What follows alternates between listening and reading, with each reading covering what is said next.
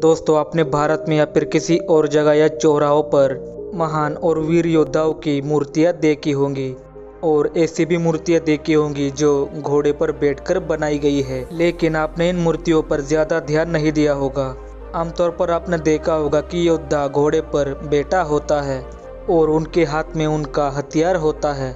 लेकिन कई जगह पर ये चीज़ें अलग अलग होती है, यानी कि कई बार मूर्तियों में घोड़े की दोनों टांगें ऊपर होती है और कई बार घोड़े की एक टांग हवा में और एक टांग जमीन पर होती है और कुछ मामलों में तो घोड़ों की चारों टांगें जमीन पर होती है।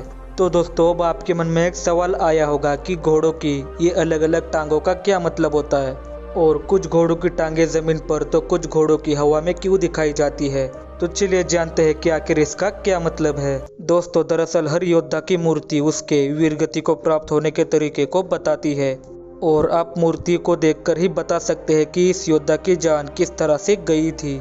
नंबर 1, अगर घोड़ों की दोनों टांगें हवा में है तो इसका क्या मतलब है और यह हमें क्या संदेश पहुंचाती है। दोस्तों, अगर आपको किसी जगह पर ऐसी मूर्ति दिखाई दे जिसमें घोड़ों की दोनों टांगें हवा में मौजूद है तो आप उस मूर्ति को देखकर ही समझ जाइए कि ये योद्धा रणभूमि में युद्ध लड़ते लड़ते वीरगति को प्राप्त हुआ था और समझ जाइए कि वो एक ऐसे महान योद्धा की मूर्ति है जो युद्ध भूमि में लड़ते लड़ते वीरगति को प्राप्त हुआ था।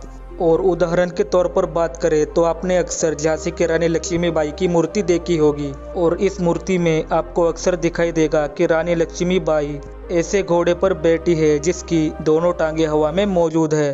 नंबर 2, अगर घोड़े की सिर्फ एक टांग हवा में और बाकी तीनों टांगें जमीन पर मौजूद है तो इसका क्या मतलब होता है। दोस्तों, अगर आपको ऐसी मूर्ति मिलती है तो समझ जाइए कि ये योद्धा लड़ाई करते वक्त बहुत ही गंभीर रूप से घायल हुआ था और युद्ध करते हुए लगे घावों की वजह से इस योद्धा की मृत्यु हुई है। लेकिन इसकी मृत्यु युद्ध भूमि में नहीं हुई है।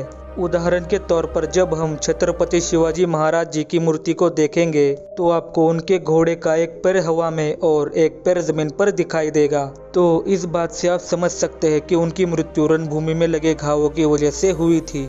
नंबर 3, अगर किसी घोड़े की चारों टांगें जमीन पर मौजूद है तो इसका क्या मतलब है। अगर किसी योद्धा के घोड़े की चारों टांगें जमीन पर मौजूद है तो इसका मतलब है इस योद्धा की मृत्यु ना ही रणभूमि में हुई है और ना ही रणभूमि में लगे घावों की वजह से हुई है, बल्कि इसका ये मतलब होता है कि इस योद्धा की मृत्यु प्राकृतिक तरीके से हुई है।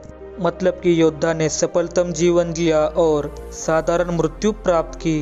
दोस्तों, मैं उम्मीद करता हूँ कि अब आपको समझ में आ गया होगा कि अलग अलग मूर्तियों में घोड़ों की टांगों की दिशा अलग अलग क्यों दिखाई जाती है और इसके पीछे आखिर क्या वजह होती है। अगर वीडियो अच्छा लगे तो वीडियो को लाइक एंड शेयर जरूर करें और अगर आप इस चैनल पर नए हैं तो चैनल को सब्सक्राइब करके पास वाले बेल आइकन को दबाएं और ऑल पे क्लिक करें। मैं आपसे मिलता हूँ किसी और वीडियो में और तब तक के लिए नमस्कार।